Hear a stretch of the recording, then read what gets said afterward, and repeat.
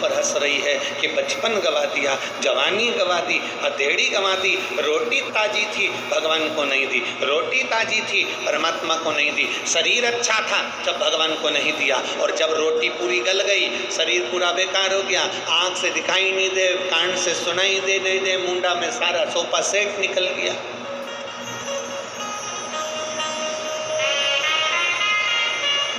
Sofa set थे, एक भी नहीं बचा, सारा निकल। किसी किसी ने तो नकली साजड़ का लगवा रखा है, किसी किसी का सोफा सेट तो फ्रीज में कटोरी में रखा रहता है। एक बार किसी का सोफा सेट, बच्चे लोग जो झोली लेकर आते हैं उसमें किसी का दान में आ गया था।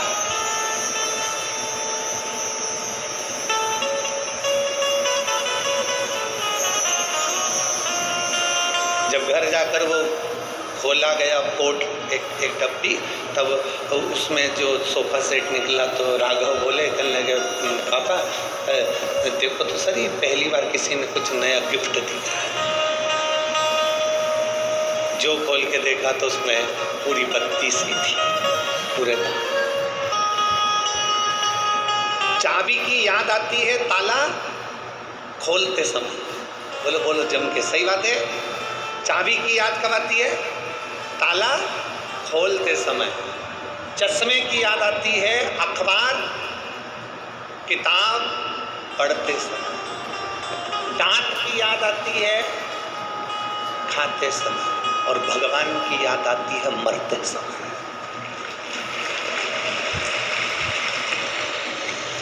अंत समय में याद किया जाता है परमात्मा को, अंत समय में।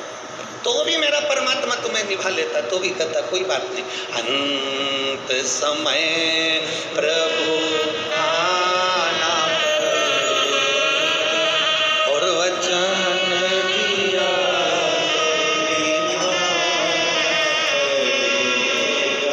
आए ना आए प्रभु कुटुंब, अंत समय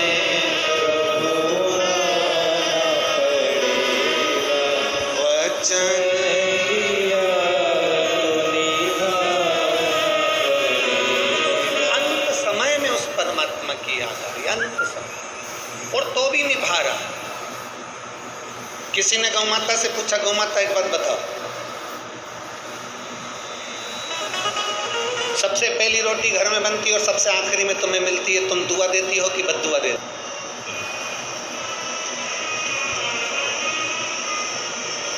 सब चाय पी लें, सब चौके में बैठ के, रसोई घर में बैठ के चाय पी ले, और आखिरी में सास की याद आई और फिर चाय देखिए। बोलो जरा जम के, सास खाए बिना और बोले बिना नहीं रह सकते। आखिरी में तो सास कही देती है, तुम ही ढसक लो।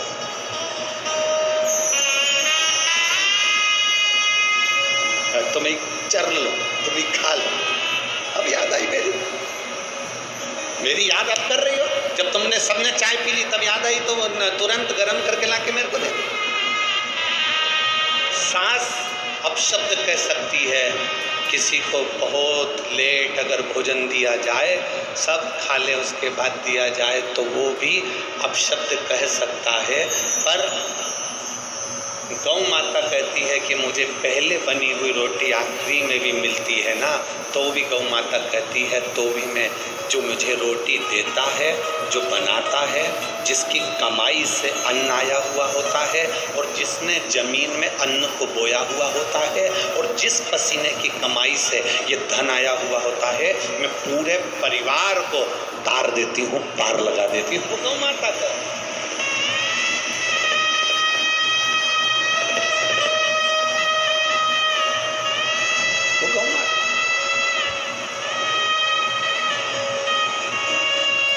भले तुम बाद में दिए तो भी उसने कल्याण कर दिया।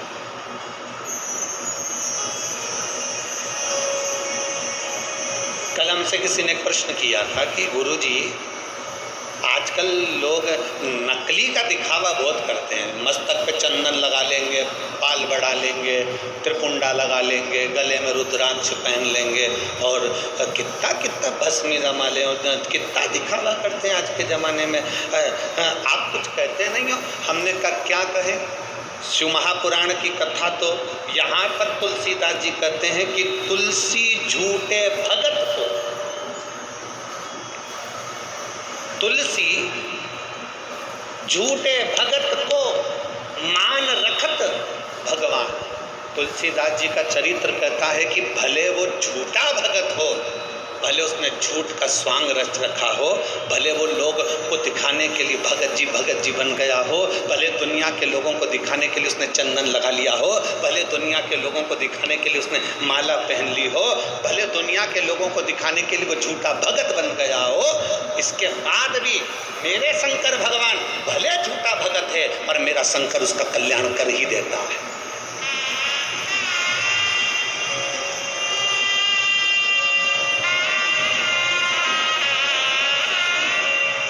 तुम सच में भगवान की भक्ति करो चाहे झूठ में करो।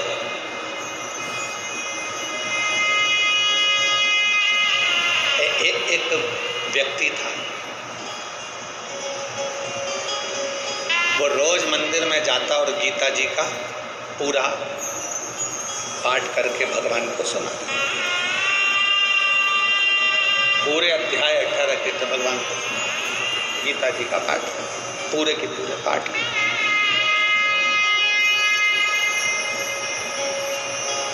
अब जो गीता जी थी वो पूरी संस्कृत में थी और वो जो व्यक्ति था उसको संस्कृत आती ही नहीं थी, तो बस वो तो जो उसमें मिल जाता वो उसको पाठ पढ़ देता और सुना देता था, भगवान को पाठ करके सुनाता।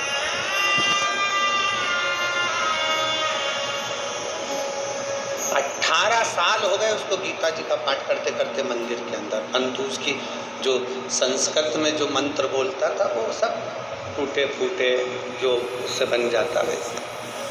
18 साल के हो गए पाठ करते करते, एक दिन मेरे भगवान उसके सामने प्रकट हुए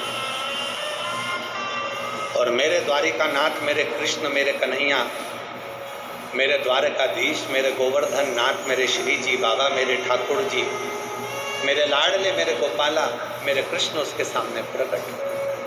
और प्रकट होते से नारायण ने कहा, क्या मूर्खता कर रहा, रोज सुबह से उठकर आ जाता है, गीता जी का पाठ करने बैठ जाता है और पाठ का एक भी श्लोक तो अच्छा नहीं बोलता, सब टूटा फूटा बोलता है, बंद कर। इतने में तो वो व्यक्ति उठा और खूब जोर जोर से नाचने। क्यों? वो व्यक्ति बोला, मैं तो हमेशा समझता था कि पत्थर की मूर्ति सुनती नहीं है, मैं अगर आड़ा टेढ़ा भी बोलूँगा तो मूर्ति क्या सुनेगी, पर आज मुझे खुशी इस बात की हो रही है, कम से कम तुम ध्यान लगाकर मेरी गीता जी सुनते तो हो।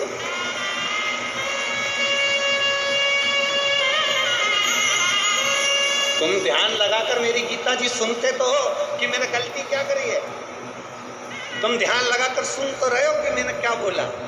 भगवान कृष्ण ने उस व्यक्ति को उठाया और अपने हृदय से लगा लिया। कृष्ण कहते हैं, कोई झूठ से जपे चाहे सत्य से जपे, मेरा नाम जपने वाला एक दिन पार उतर ही जाता है। मरा मरा कहे सो राम निकल गया, तो पार उतर गया। आप भले किसी भी भाव से जपो, पर जपो। आप किसी भी भाव से मंदिर जाओ, पर जाओ। हमसे लोग कहते हैं तुमने दुनिया के लोगों को लालची बना दिया, जो भी मंदिर जाता है कुछ ना कुछ मांगने के लिए जाता है। हम कहते हैं कैसे भी जाए, यहाँ शास्त्र कह रहा है, तुलसी झूठे भगत को मान राखत भगत। कैसे भी जाओ तुम भगवान के मंदिर तो जाओ, तुम एक लोटा लेकर जल भरकर भगवान के दरवाजे तो पहुंचो। तुम्हारी देने की आदत तो डालो कि घर से भरा हुआ लोटा लेकर रोज मंदिर में जाते हो और भगवान को देते हो। 3 दान बड़े होते हैं, कन्यादान, गौदान, जलदान, जल का दान। इसलिए आप लोगों से हम हर कथा में कहते हैं कि अपने घर से आना तो पानी की कितनी बोतल लाना, 2। साथ में क्या लाना, छाता। साथ में क्या लाना, बिछाने का और ओढ़ने का। मान लो टेंट में जगह नहीं मिले तो अपनी चादर बांधी बैठ गए, छाता लगाया बैठ गए। पानी की 2 बोतल लाने का इसलिए कहते हैं कि 1 बोतल का जल तो तुम पी लो, दूसरी बोतल तुम्हारी अड़ोसन पड़ोसन पीछे वाली धड़ोसन।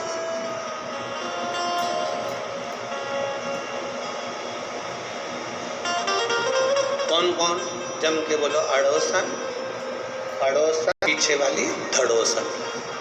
इनको वो पानी अगर प्यास लगे तो अपने घर से जो जल भर के लाए हो वही बोलो।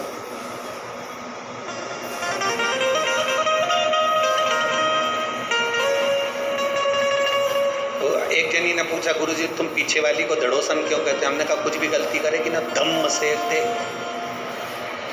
इसलिए उसका नाम धड़ोसन। अब तुम जितने यहाँ बैठे और जितने आस्था चैनल पर कथा सुन रहे हैं, जितने फेसबुक यूट्यूब पर कथा सुन रहे हैं, रोज प्रतिदिन आपके घर से जल का दान होता है। आपके घर से जल का दान होता है प्रतिदिन। आपने देना सीख लिया। 1 लोटा जल भरते हो और 1 लोटा जल भरकर तुरंत शिव जी के मंदिर में जाकर समर्पित करते हो। तुमने देना सीख लिया। और जिसने संसार में देना सीख लिया, मेरे भोलेनाथ भी फिर उसको देना चालू कर देते हैं, फिर उसको रोक देते हैं।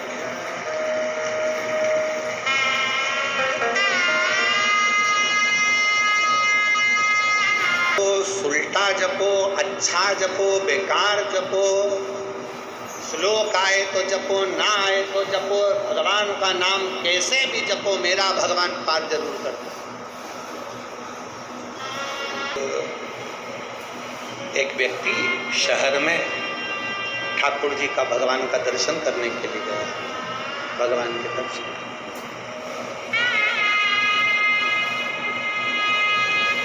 और भगवान का दर्शन करने के लिए जैसे ही भगवान के मंदिर में पहुंचा, वहाँ के पंडित जी बहुत अच्छी स्तुति गा रहे थे। वहाँ के पंडित जी बहुत सुंदर स्तुति गा रहे हैं, बहुत सुंदर। पंडित जी बोल रहे थे, विश्वनाथ के श्री चरणों में नयन मेरे अटके, विश्वनाथ के श्री चरणों में नयन मेरे।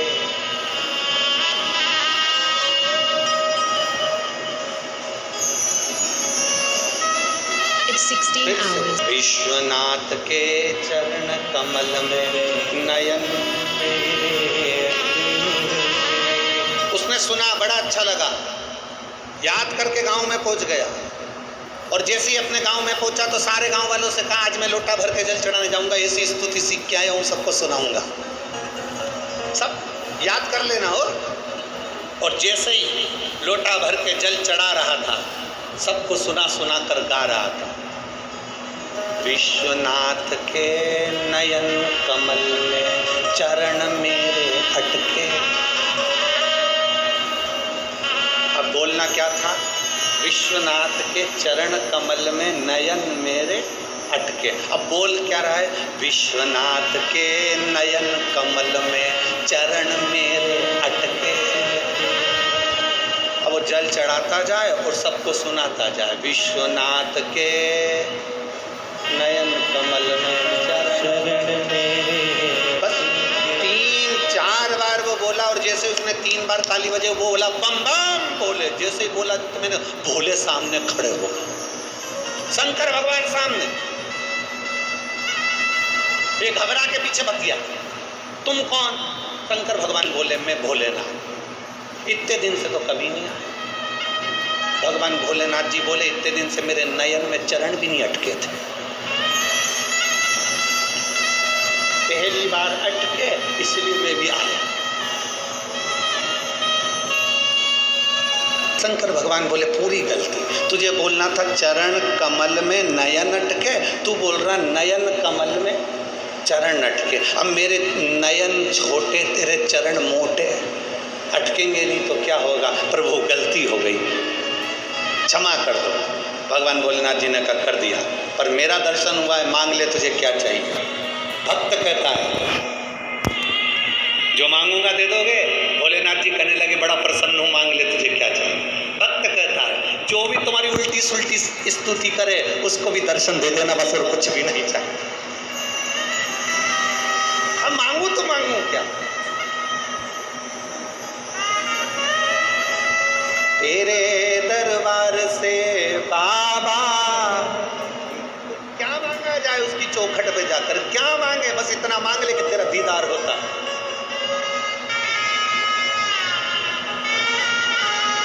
केवल तेरा दर्शन होता, केवल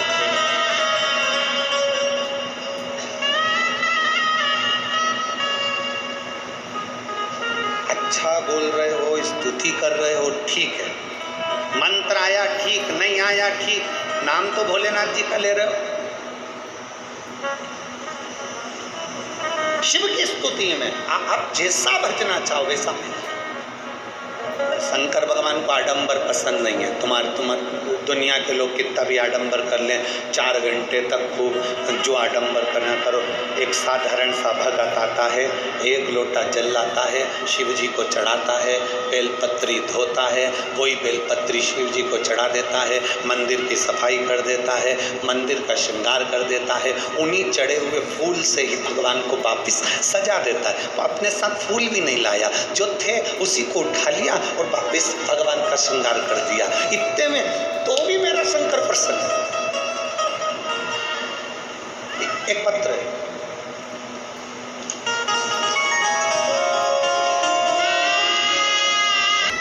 प्रशांत डहाके रहवासी आकोला के हैं, कहीं बैठे हो तो हाथ लिया।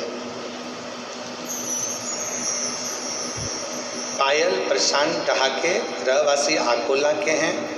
मेरी शादी को 12 जिन डॉक्टरों को दिखाने के लिए जाते थे वो डॉक्टर कहते थे कि तुम्हारे यहाँ संतान का सुख नहीं है। बहुत इलाज करवाया, आखिरी में इलाज करवा कर थक गए तो परिवार वाले भी अपशब्द करने लगे। कोई कुछ कहता था, कोई कुछ कहता था। एक बार केवल मोबाइल पर कथा सुनते सुनते आपके आंकड़े की जड़ का बांधने का प्रयोग मैंने कर। गुरुजी, दुनिया के लोग आपको ताना भी देते हैं, गाली भी देते हैं, अपशब्द भी कहते हैं, आड़े टेढ़ा भी बोलते हैं, पर सत्य बताएं ना गुरुजी, शिव महापुराण की कथा कोई साधारण नहीं है। हम आपके मुख से श्रवण करते हैं, ऐसा लगता है शंकर हमको कथा सुना रहा है और हम उसको सुन रहे हैं। गुरुदेव, सफ़ेद आंकड़े की जड़ का प्रयोग मात्र 5 मिनट का श्रवण करा और वो उपाय मैंने करा। आकोला में आपकी कथा थी, आप कहते हो कि पंडाल में बैठकर कथा सुनना चाहिए। मैंने पंडाल में बैठकर कथा सुनी और बाबा ने ऐसी कृपा करी गुरुदेव, जिन डॉक्टरों ने मना कर दिया था कि तेरे यहाँ संतान नहीं होगी, 12 वर्ष तक हमने हर डॉक्टर का इलाज करवाया, कोई ऐसा शहर नहीं छोड़ा जहाँ इलाज ना करवाया। बाबा की कृपा से, शंकर भगवान की दया से मेरे यहाँ पर बाबा की कृपा से संतान की प्राप्ति हुई और मेरे घर में भगवान भोलेनाथ ने उनके जैसा ही बेटा दे दिया। मैं बाबा को धन्यवाद देने के लिए आई। हमने हमारे बेटे का नाम गुरुदेव शिव रखा है। मैं आपको प्रणाम करती हूँ और बाबा से बस एक बेलपत्र की चाह करती हूँ। श्री शिवाय। शिव तत्व की प्राप्ति।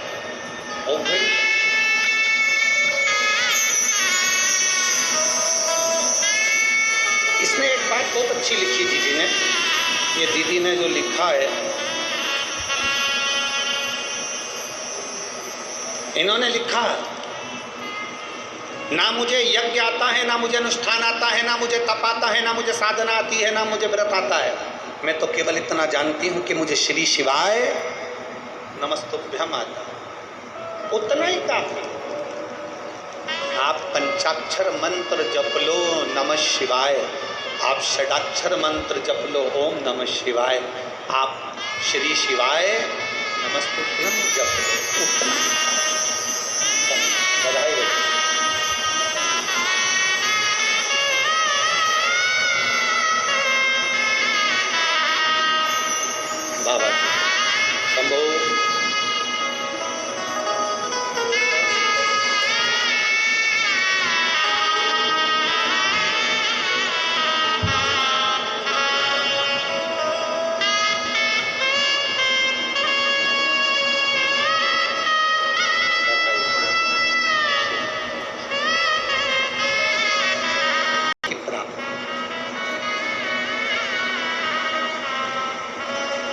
और जब तक शंकर कृपा आपको कोई साधना की बहुत बहुत देर तक नेत्र बंद कर कर बैठ गए, जप रहे हो, साधना कर रहे हैं, बहुत घंटों तक बैठे हुए हैं और मन स्थिर नहीं है, भोलेनाथ नहीं मिल सकता। शिव महापुराण की कथा तो केवल इतना कहती है कि एक लोटा जल भी चढ़ाओ ना तो तुम्हारे मन को, जब तक जल चढ़े तब तक तुम्हारा चित्त मेरे बाबा में होना चाहिए, उतनी देर का जप भी तुमको पार कर सकता है।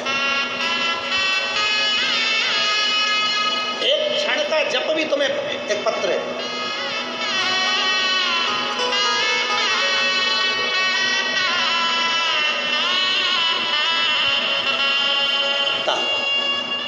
आकुलकर है, कहीं बैठी हो संगीता जी, आकुलकर,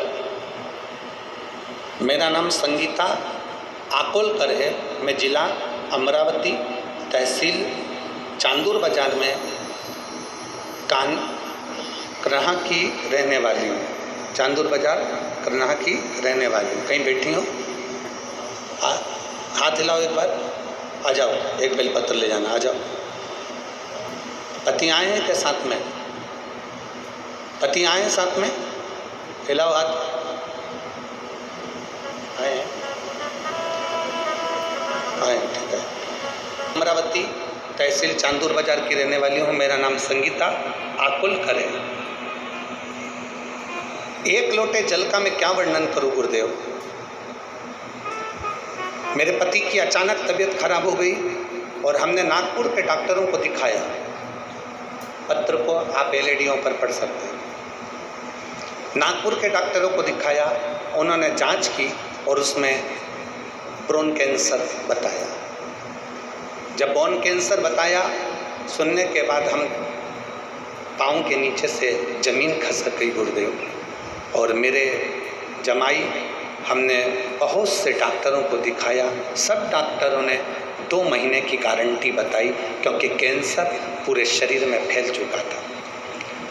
बोन कैंसर था, पूरे शरीर में फैल चुका था। एक डॉक्टर के पास कीमो चालू किया और फिर एक दिन टीवी पर आपकी कथा चल रही थी, हमने कथा सुनी। आपने उस कथा में कहा था कि शंकर को चढ़ाया गया जल और एक रुद्राक्ष का जल शंकर को जो समर्पित करते हैं, उसका पानी पीने पर रोग से निवारण होता है। शंकर जी पे चढ़ी हुई बेलपत्र नंदी के पास बैठकर कुंदकेश्वर महादेव का नाम लेकर खाने से रोग का निवारण होता है।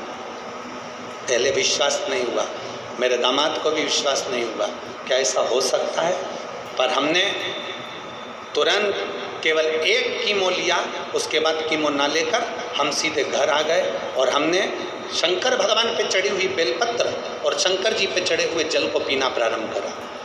रुद्राक्ष मंगवाया, उस रुद्राक्ष के जल को पीना प्रारंभ करा। और गुरुदेव, मैं बाबा को आज धन्यवाद देने के लिए आई हूँ कि हमने जब दूसरी बार जांच कराई तो कैंसर पूरी तरह से ठीक हो गया था। मैं बाबा को नमन करने के लिए, मैं शिव को नमन करने के लिए। एक लाइन बहुत अच्छी लिखी है, आप भी साथ में गुनगुनाएंगे। अकाल मृत्यु वो मरे जो काम करे चंडाल का, और काल उसका क्या बिगाड़े जो भक्त हो महा। तो शिव की आराधना कर रहा,